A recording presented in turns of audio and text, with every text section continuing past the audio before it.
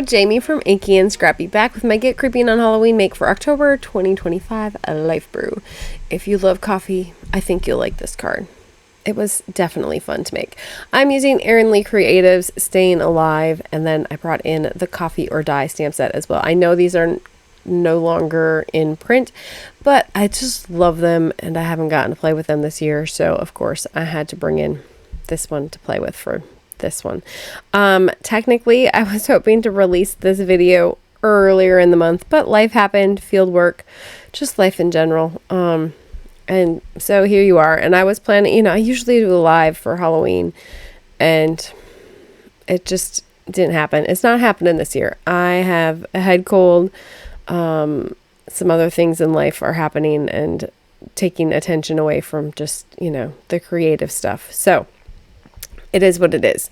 But I am stamping this with Tim Holtz's Distress ink. I want to say I used ground espresso, but I may have used the other dark one, which is Scorched Timber.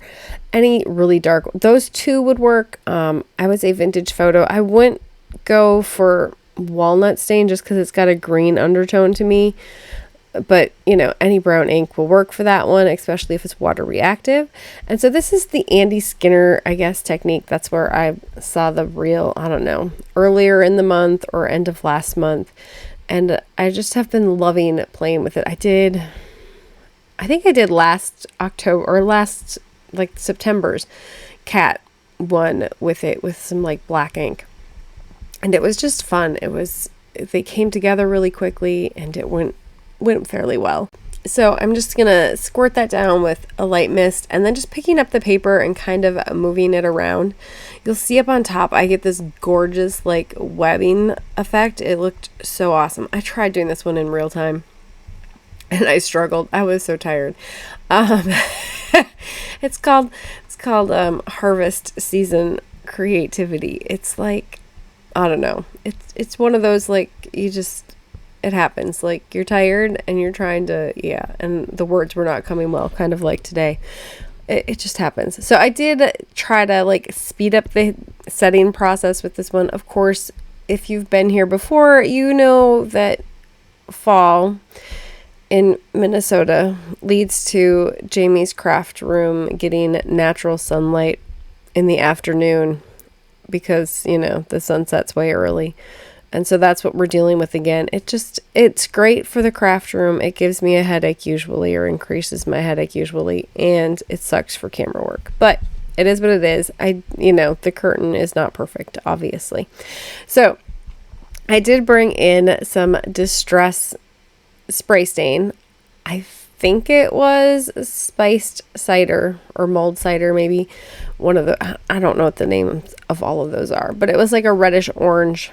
So I love the metallic in it. If you don't have metallics, if you don't have these, get yourself the Winsor & Newton iridescent watercolor medium and just add it to Distress Reinker, and you can get, distress colors with that gorgeous shimmer and shine. It might not have different colored mica, but ultimately it works. Otherwise, you can get colored mica too.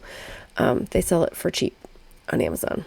Ask me how I know. I use it in resin all the time. Anyways, so I painted that onto the roses on this one, and then added a little bit more water to kind of get those to drip down as well. And then, of course, I dripped everywhere and had to clean up my mess.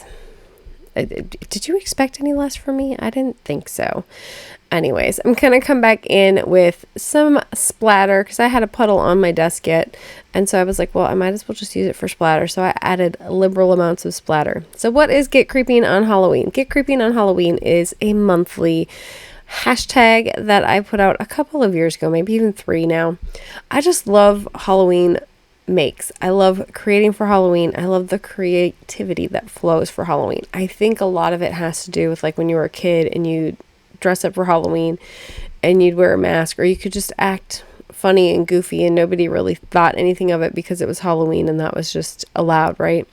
And so it's kind of the same when it comes to my Halloween ideas and makes. I can do whatever, and nobody I don't care if people have an opinion on it, but freedom wise, it allows my creativity to kind of flow a little bit more.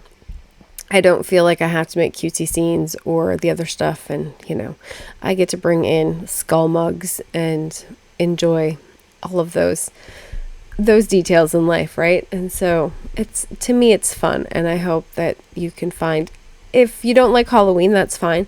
Find techniques that you can try. Don't feel so stuck in your style to not try new styles.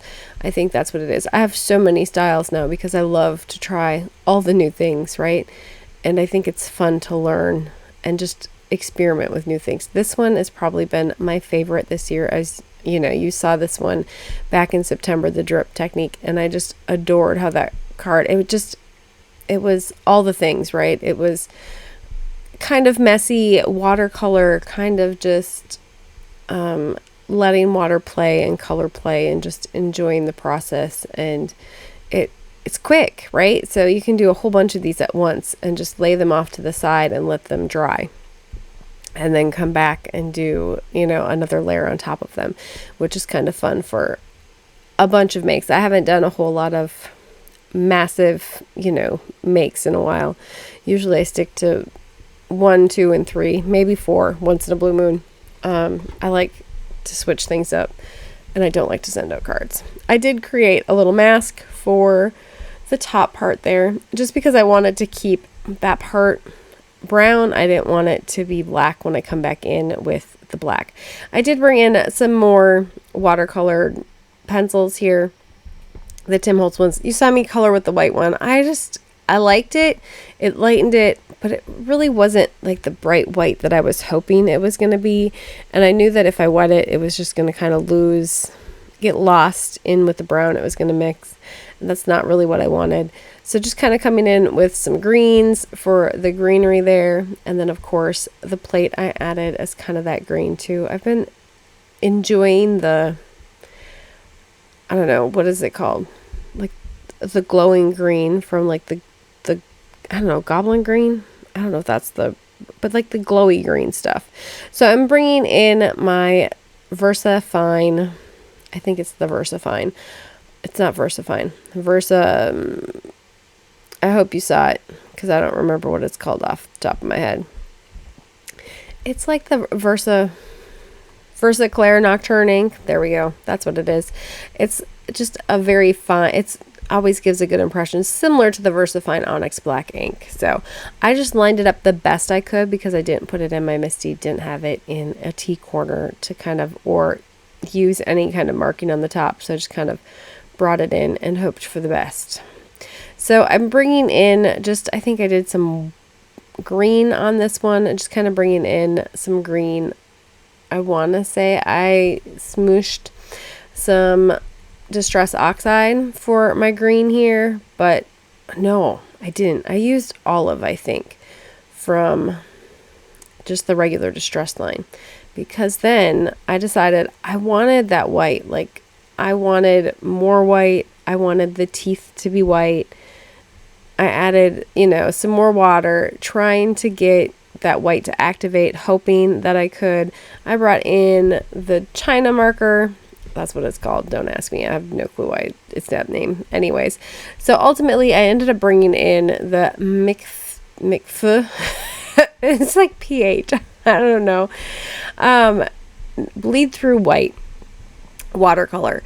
And so this is like the whitest white, right? So you can put it on top of Distress and it's pretty much bleed through. It's my favorite. I don't use it very often. It sits right on top of my desk, right in front of my face. I just always forget to grab it. But this is like the white. If you like the look of white on top of Distress, it will pick up some of your Distress, obviously, because you're re-wetting it. But it stays really white fairly well. Oh, I brought in my pencil. I don't know. I swore I brought in my ink pad. It's been a month, okay? Yeah. So just kind of wetting. I've noticed that I'm not a big fan of the Tim Holtz watercolor pencils unless they're wet. I haven't played with them a whole lot just because I haven't been overly impressed. I like my regular watercolor pencils that give a really dark color right away. And those I've just struggled with a little bit more. I probably just need to play with them some more. Just bringing in that white and adding some highlights to my mug here. You know, coloring all the things, just kind of adding layers. This is what this process is all about. Just kind of continuing to just play and add more until I'm happy with the end result. So this also kind of helps me pull in and kind of add some definition to some areas that maybe got lost or I don't think have enough definition to them. Adding some shadows, some curved areas, some highlights, those types of things.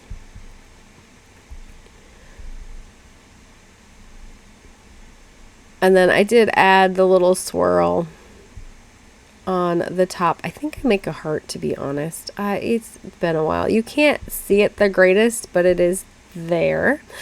You know, my love of coffee. It'll always shine through. So I'm pretty happy with this one. It's got a lot of shimmer and shine that you can't see on camera. I wish the camera would pick up that mica a lot better. So I am bringing in that watercolor pencil again, adding in a few of the spots that I think I missed or maybe didn't get dark enough the first time. Oh, see, I did bring in Distress Oxide ink. I want to say this one is peeled paint. I added a little bit of water and then I added some of that white to it and then I splattered that around it as well because I thought it needed some of the green in there. I knew I had green splatters. I just didn't remember how I made them. So adding those in there and just kind of adding some highlights into the leaves because they just kind of got lost and I didn't want them to get lost. And so I felt adding a little bit of the green lighter highlight worked well for that one. And then of course some more splatters and such. And then until I am happy with it. So I added lots of layers of splatter on this one. I just loved all of the splitter and the splatter and all of the things. I think I finished this one on camera. Don't quote me. It was like later at night. One of those things, like, you know, sometimes we forget. So I just clean out my brushes with the water on my desk and of course a shop towel. So you can buy the shop towels fairly inexpensive from like Sam's Club, Costco, and they don't peel like regular paper towels do. They're a little bit sturdier. You can even wash them. Ask me how I know, because the boys will have them in their pockets from farm work and they wash actually pretty well. It is what it is. So I'm bringing in some of the sentiments from the coffee or dye set.